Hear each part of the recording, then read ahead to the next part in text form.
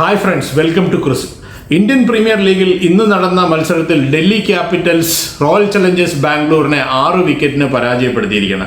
ആദ്യം ബാറ്റ് ചെയ്ത royal Challengers Bangalore 163 runs നേടിയപ്പോൾ മറുപടി ബാറ്റിംഗിൽ ഡൽഹി ക്യാപിറ്റൽസ് 4 വിക്കറ്റ് മാത്രം നഷ്ടപ്പെടുത്തിക്കൊണ്ട് 17.5 ഓവറിൽ 163 എന്ന വിജയലക്ഷ്യം നേടിയിരിക്കുകയാണ്. KL രാഹുലിന്റെ ഒരു മനോഹരമായ ഒരു ഇന്നിങ്സ്, ഒരു ടോപ്പ് ക്ലാസ് ആയിട്ടുള്ള ഒരു ഇന്നിങ്സ് എന്നല്ലാതെ മറ്റൊന്നും തന്നെ അതിനെ വിശേഷിപ്പിക്കാനില്ല. RCBയുടെ ഹോം ഗ്രൗണ്ട് ആയിട്ടുള്ള ചിന്നസ്വാമി സ്റ്റേഡിയത്തിലാണ് മത്സരം നടന്നത്. ചിന്നസ്വാമി സ്റ്റേഡിയത്തിലെ ഒരു പിച്ചിന്റെ കണ്ടീഷനൊക്കെ നമ്മൾ എപ്പോഴും പറയുന്നതാണ്. നല്ല ഒരു ബാറ്റിംഗ് ട്രാക്ക് ആയിട്ടാണ് അത് അറിയപ്പെടുന്നത്. ഇനീഷ്യൽ സ്റ്റേജിൽ ബോൾ നന്നായിട്ട് സ്വിംഗ് ചെയ്യാനുള്ള സാധ്യതയും ഉണ്ട് എന്ന് പറയുന്നതാണ്. പക്ഷേ ഈ മത്സരത്തിൽ ടോട്ടലി ഡിഫറൻ്റ് ആയിട്ടുള്ള ഒരു കണ്ടീഷനായിരുന്നു. ബോൾ നന്നായിട്ട് പിടിച്ചാണ് വന്നുകൊണ്ടിരുന്നത്. എന്ന് വെച്ച് കഴിഞ്ഞാൽ ഒരു ഗ്രിപ്പി ആയിട്ടുള്ള അല്ലെങ്കിൽ ഒരു സ്റ്റിക്കി ആയിട്ടുള്ള പിച്ചായിരുന്നു എന്നുള്ളതാണ്. അതുകൊണ്ട് തന്നെ ടോസ് ജയിച്ച ഡൽഹി ക്യാപിറ്റൽസിന്റെ ക്യാപ്റ്റനായിട്ടുള്ള അക്സർ പട്ടേൽ ആദ്യം തന്നെ ബൗൾ ചെയ്യാനായിട്ട് തീരുമാനിക്കുകയായിരുന്നു. നോർമലി നമ്മൾ ഈ ടൂർണമെന്റിൽ ഉടനീളം കാണുന്നതാണ് ചേസ് ചെയ്യുന്ന ടീമുകൾക്ക് ജയിക്കാനായിട്ട് സാധിക്കുന്നില്ല എന്നുള്ളത്. പക്ഷേ ഈ ഒരു മത്സരത്തിൽ ഒരു ഡ്യൂവിന്റെ എഫക്റ്റ് ഉണ്ടാവുമെന്നാണ് അക്സർ പട്ടേൽ ആ ടോസിന്റെ സമയത്ത് പറഞ്ഞത്. പക്ഷേ ഡ്യൂ ഒന്നും അത്രത്തോളം ഉണ്ടായിരുന്നില്ലെങ്കിൽ പോലും ആ ഒരു സ്റ്റിക്കി ആയിട്ടുള്ള സർഫസിൽ നല്ലൊരു പ്രകടനം കാഴ്ചവെക്കാനായിട്ട് RCBയുടെ ബാറ്റർമാർക്ക് സാധിച്ചില്ല. പക്ഷേ RCBയുടെ ബാറ്റിംഗിന്റെ ഒരു തുടക്കം എന്ന് പറയുന്നത് നല്ല ഒരു മികച്ച തുടക്കമാണ് വിരാട് കോഹ്ലിയും ഫിൽ സോൾട്ടും ചേർന്ന് നൽകിയത്. ഫിൽ സോൾട്ട് 17 ബോളുകളിൽ 37 റൺസാണ് നേടിയത്. ആദ്യത്തെ 3 ഓവർ പിന്നിടുമ്പോൾ RCB 53 റൺസ് എന്ന് പറയുന്ന നല്ലൊരു സ്കോറിലേക്ക് എത്തുകയും ചെയ്തിരുന്നു. പിന്നീടുള്ള 3 ഓവറുകളിൽ അവർക്ക് 11 റൺസ് മാത്രമാണ് നേടാനായത്. 2 വിക്കറ്റുകൾ നഷ്ടപ്പെടുകയും ചെയ്തു. അതായത് പവർ പ്ലേ അവസാനിക്കുമ്പോഴേക്കും അവർ 64 റൺസ് എന്ന് പറയുന്ന ഒരു നിലയിലായിരുന്നു. ഒരു റൺഔട്ട് ഒരു കളിയുടെ ഭാഗതയും നിർണ്ണയിക്കും എന്ന് പറയുന്നത് വെറുതെയല്ല. ഈ മത്സരത്തിലും സംഭവിച്ചത് അത് തന്നെയാണ്. വിരാട് കോഹ്ലിയും ഫിൽ സോൾട്ടും തമ്മിലുള്ള ഒരു പാർട്ണർഷിപ്പ്. 3ാമത്തെ ഓവറിൽ ഫിൽ സോൾട്ട് ഡൽഹിയുടെ ഏറ്റവും പ്രധാനപ്പെട്ട ബോളറായിട്ടുള്ള മിച്ചൽ സ്റ്റാർക്കിനെ 30 റൺസാണ് നേടിയത്. എല്ലാം ബാറ്റിൽ നിന്നായിരുന്നില്ലെങ്കിൽ കൂടി പക്ഷേ ആ ഓവറിൽ 30 റൺസ് വന്നു എന്നുള്ളതാണ്. അതുകൊണ്ടാണ് 3 ഓവർ പിന്നിടുമ്പോൾ 53 റൺസ് എന്ന് പറയുന്ന ഒരു നല്ല സ്കോറിലേക്ക് അവർക്ക് എത്താനായിട്ട് സാധിച്ചത്. പക്ഷേ ആ ഒരു മൊമെന്റം, ഇനീഷ്യലി കിട്ടിയ ഒരു തുടക്കം മുതലാക്കാനായിട്ട് പിന്നീട് അവർക്ക് സാധിച്ചില്ല. പല ബാറ്റർമാർക്കും നല്ല പ്രകടനങ്ങൾ കാഴ്ചവെക്കാനായിട്ട് സാധിച്ചില്ല. ഞാൻ ഈ പറഞ്ഞതുപോലെ തന്നെ നല്ലപോലെ സ്റ്റിക്കി ആയിട്ടുള്ള ഒരു പിച്ചായിരുന്നു എന്നുള്ളതാണ് അതിൻ്റെ ഒരു കാരണം എന്ന് പറയുന്നത്. പല ബാറ്റർമാരുടെയും നമ്മൾ അവരുടെ ഒരു സ്കോർ കാർഡ് നമ്മൾ എടുത്ത് നോക്കുമ്പോൾ പലരും റണ്ണേ ബോളാണ് റൺസ് നേടിക്കൊണ്ടിരുന്നത്. ഈവൻ രജത് പട്ടിദാർ വളരെ ഫാസ്റ്റ് ആയിട്ട് റണ്ണ് നേടുന്ന ഒരു താരമാണ്. പക്ഷേ അദ്ദേഹത്തിന് പോലും ഒരു റണ്ണേ ബോൾ, എനിക്ക് തോന്നുന്നത് 23 ബോളുകളിലാണ് അദ്ദേഹം 25 റൺസ് നേടിയത്. അതുപോലെ തന്നെ കൃണാൽ പാണ്ഡ്യ 18 ബോളുകളിലാണ് 18 റൺസ് നേടിയതെന്നാണ് എൻ്റെ ഓർമ്മ. അപ്പോൾ അങ്ങനെ പല താരങ്ങൾക്കും അത്രത്തോളം ഒരു സ്റ്റിക്കി ആയിട്ടുള്ള പിച്ചിൽ എങ്ങനെയാണ് കറക്റ്റായിട്ട് ബാറ്റ് ചെയ്യേണ്ടത് അല്ലെങ്കിൽ എത്രത്തോളമാണ് ഒരു ടാർഗറ്റ് വെക്കേണ്ടത് എന്നുള്ളതിനെ പറ്റി ഒരു കൃത്യമായിട്ടുള്ള ധാരണ ഉണ്ടായിരുന്നില്ല എന്നുള്ളതാണ്. വിരാട് കോഹ്ലി ഒരു 25ഓളം റൺസ് നേടി അദ്ദേഹവും പുറത്തായി.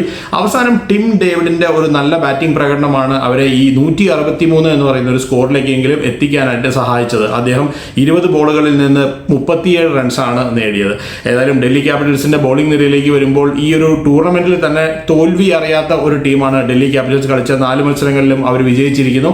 അവരുടെ ഏറ്റവും പ്രധാനപ്പെട്ട ബൗളർ എന്ന് പറയുന്നത് കുൽദീപ് യാദവാണ്. അദ്ദേഹം കഴിഞ്ഞ കുറേ മത്സരങ്ങളായിട്ട് കാഴ്ചവെക്കുന്ന പ്രകടനമാണ് അവരെ പ്രധാനമായിട്ടും മുന്നോട്ട് നയിക്കുന്നത്. അവരുടെ മറ്റൊരു പ്രധാനപ്പെട്ട സ്പിന്നറായിട്ടുള്ള അക്സർ പട്ടേൽ ഈ ഒരു മത്സരത്തിൽ നിറം മങ്ങിപ്പോയി. അദ്ദേഹം ആ പവർ പ്ലേയിൽ ബോൾ ചെയ്യാനായിട്ട് വരികയും പവർ പ്ലേയിൽ എപ്പോഴും ഒരു ന്യൂ ബോളിന്റെ എഫക്റ്റ് ഉള്ളത് കൊണ്ട് തന്നെ റൺസ് കണ്ടെത്താനും എളുപ്പമാണ് എന്നുള്ളതാണ്. അതുകൊണ്ട് തന്നെ അദ്ദേഹം 4 ഓവറിൽ 50-ൽ കൂടുതൽ റൺസ് വഴങ്ങി. പക്ഷേ കുൽദീപ് യാദവ് തന്റെ ഒരു മികച്ച പ്രകടനം വീണ്ടും കാഴ്ചവെച്ചുകൊണ്ടിരിക്കുകയാണ്. 4 ഓവറിൽ 17 റൺസ് മാത്രം വിട്ടുകൊടുത്തുകൊണ്ട് 2 വിക്കറ്റുകൾ നേടാനായിട്ട് കുൽദീപ് യാദവിന് സാധിച്ചിട്ടുണ്ട്. അദ്ദേഹത്തിന് മികച്ച ഒരു സപ്പോർട്ട് നൽകാനായിട്ട് മറ്റൊരു സ്പിന്നറായിട്ടുള്ള വിപ്രജ് നിഗത്തിന് സാധിച്ചു എന്നുള്ളതാണ് മറ്റൊരു പ്രധാനപ്പെട്ട കാര്യം. ഒരു ടോട്ടൽ ക്രിക്കറ്ററാണ് അദ്ദേഹം ശരിക്കും പറയുകയാണെങ്കിൽ. കാരണം 4 ഓവറിൽ 18 റൺസ് മാത്രം വിട്ടുകൊടുത്ത് 2 വിക്കറ്റ്. അതുപോലെ തന്നെ ഫിൽ സോൾട്ടിനെ റൺഔട്ട് ആക്കാനും അദ്ദേഹത്തിന് സാധിച്ചു എന്നുള്ളതാണ്. നമ്മൾ SRHുമായിട്ടുള്ള മത്സരത്തിൽ അഭിഷേക് ശർമ്മയെയും അദ്ദേഹം തന്നെയാണ് റൺഔട്ട് ആക്കിയത്. അപ്പോൾ ഒരു ടോട്ടലി എന്താ പറയുക, യൂട്ടിലിറ്റി ക്രിക്കറ്റർ എന്നൊക്കെ നമുക്ക് അദ്ദേഹത്തിനെ വിശേഷിപ്പിക്കാവുന്ന ഒരു താരമാണ്. അവസാന ഘട്ടങ്ങളിൽ വന്ന് കുറച്ച് റൺസ് കണ്ടെത്താനൊക്കെ സഹായിക്കുന്ന ഒരു ബാറ്റിംഗ് പ്രകടനവും അദ്ദേഹത്തിന്റെ കയ്യിലുണ്ട് എന്നുള്ളതാണ്. ഏതായാലും ബോളിംഗ് നിരയിലേക്ക് വരുമ്പോൾ നല്ലൊരു ബോളിംഗ് പ്രകടനം കാഴ്ചവെക്കാനായിട്ട് DC-ക്ക് സാധിച്ചു എന്ന് പറയാതിരിക്കാനാവില്ല. അതുകൊണ്ടാണ് ഈ 163 എന്ന് പറയുന്ന ഒരു സ്കോറിൽ അവരെ പിടിച്ചു നിർത്താനായത്. മറുപടി ബാറ്റിംഗിലേക്ക് വരുമ്പോൾ ഇതുപോലെ തന്നെ ഒരു സ്റ്റിക്കി ആയിട്ടുള്ള സർഫസിലായിരിക്കും ബാറ്റ് ചെയ്യേണ്ടി വരിക എന്ന് അവർക്ക് അറിയാമായിരുന്നു. അതുകൊണ്ട് തന്നെ DC-യുടെ ഓപ്പണർമാർ ഇനീഷ്യൽ സ്റ്റേജിൽ തന്നെ ആക്രമിച്ച് കളിക്കാനാണ് ശ്രമിച്ചത്. ഫാഫ് ഡു പ്ലസി ആയിക്കോട്ടെ അല്ലെങ്കിൽ ജെയ്ക്ക് ഫ്രേസർ മെഗുർഗ് ആട്ടെ. മെഗുർഗ് എപ്പോഴും ഇതുപോലെ ആക്രമിച്ച് കളിക്കുന്ന ഒരു താരമാണ്. പക്ഷേ ഫാഫ് ഡു പ്ലസി സംബന്ധിച്ചിടത്തോളം അദ്ദേഹം കുറച്ചും കൂടെ ഒന്ന് കോൺസെൻട്രേറ്റ് ചെയ്ത് കുറച്ചും കൂടെ നന്നായിട്ട് ബാറ്റ് ചെയ്യുന്ന ഒരു താരമാണ്. പക്ഷേ ആ ഇനീഷ്യൽ സ്റ്റേജിൽ തന്നെ അവരുടെ പ്രധാനപ്പെട്ട 3 വിക്കറ്റുകൾ നഷ്ടപ്പെട്ടു. പരാജയപ്പെട്ടു. ഒരു സ്റ്റേജിൽ അവർ 39 റൺസിന് 3 വിക്കറ്റ് എന്ന് പറയുന്ന നിലയിലായിരുന്നു. അതായത് പവർ പ്ലേ അവസാനിക്കുന്ന സമയത്ത് അങ്ങനെ ഒരു മോശം കണ്ടീഷനിലായിരുന്നു ഡൽഹി ക്യാപിറ്റൽസ്. അതായത് RCB അവരുടെ തട്ടകത്തിൽ വീണ്ടും ജയിക്കുമെന്നാണ് നമ്മൾ പ്രതീക്ഷിച്ചത്.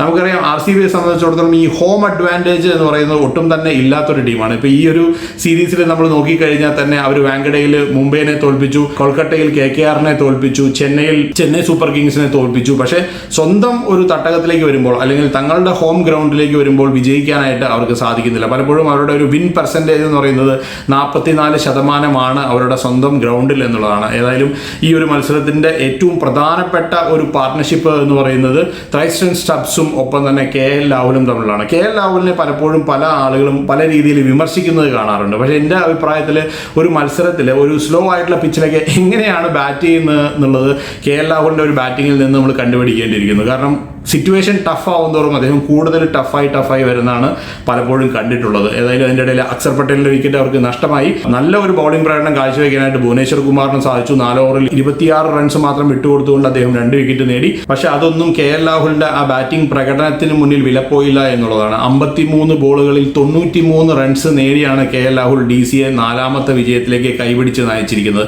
ഈ ടൂർണമെന്റ് തുടക്കത്തിലെ ആദ്യ മത്സരത്തിൽ അദ്ദേഹം കളിച്ചിരുന്നില്ല. അതിനുശേഷം രണ്ടാമത് വന്ന മത്സരത്തിൽ അദ്ദേഹത്തിന് നല്ലൊരു പ്രകടനം കാഴ്ചവെക്കാനായിട്ട് സാധിച്ചിരുന്നില്ല. മൂന്നാമത് വന്ന മത്സരത്തിൽ അദ്ദേഹം ഒരു 70 റൺസിൽ കൂടുതൽ നേടിയിരുന്നു. അത് ചെന്നൈ സൂപ്പർ കിങ്സുമായിട്ട് ഇതുപോലെ ഒരു സ്ലോ വിക്കറ്റിലായിരുന്നു. ഇപ്പോൾ ഈ മത്സരവും അതുപോലെ തന്നെ ഒരു സ്റ്റിക്കി ആയിട്ടുള്ള പിച്ചിൽ 53 ബോളുകളിൽ 93 റൺസ് എന്ന് പറയുമ്പോൾ മറ്റൊന്നും തന്നെ പറയാനുള്ള ഒരു ടോപ്പ് ക്ലാസ് പ്രകടനം എന്നല്ലാതെ നമുക്ക് മറ്റൊന്നും തന്നെ പറയാനില്ല എന്നുള്ളതാണ്. കാരണം ഇതുപോലെ ഒരു പിച്ചിൽ ഇങ്ങനെ ബാറ്റ് ചെയ്യുക എന്ന് പറയുന്നത് ഒട്ടും ഈസി ആയിട്ടുള്ള കാര്യമല്ല. എനിക്ക് തോന്നുന്നു 14ാമത്തെ ഓവർ അവസാനിക്കുന്ന സമയത്ത്, അതായത് 15ാമത്തെ ഓവർ ഹേസിൽവുഡ് ആരംഭിക്കുന്നതിന് തൊട്ട് മുമ്പ് മഴ പെയ്യുന്നുണ്ടായിരുന്നു. അതായത് നല്ലപോലെ ചാറ്റൽ മഴ പെയ്യുന്നുണ്ടായിരുന്നു. ആ സമയത്ത് ചിലപ്പോൾ മത്സരം നിർത്തിവെക്കും എന്നുള്ള ഒരു തോന്നൽ ഉളവാക്കിയിരുന്നു.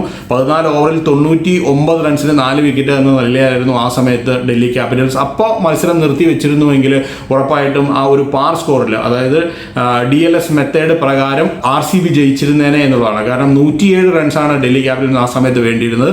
പക്ഷേ 99 റൺസ് മാത്രമാണ് അവർക്ക് ഉണ്ടായിരുന്നത്. ആ ഓവറിൽ ഹേസിൽവുഡിനെ 22 റൺസാണ് KL രാഹുൽ നേടിയത്. 22 റൺസ് എന്ന് പറയുമ്പോൾ അതിൽ 3 ബൗണ്ടറികൾ, ഒരു 6, 2 ഡബിളുകൾ, അങ്ങനെയാണ് ടോട്ടലി 22 റൺസ് നേടിയത്. 22 റൺസ് നേടിയപ്പോഴേക്കും ഈ പാർ സ്കോർ എന്ന് പറയുന്നത്, അതായത് മഴ പെയ്താൽ കൂടെ ആ പാർ സ്കോർ എന്ന് പറയുന്നത് ഒരുപാട് മുകളിലേക്ക് ആയി എന്നുള്ളതാണ്. അതുകൊണ്ട് തന്നെ വളരെ ഈസി ആയിട്ട് പിന്നീട് അവർക്ക് ബാറ്റ് ചെയ്യാനായിട്ട് സാധിച്ചു.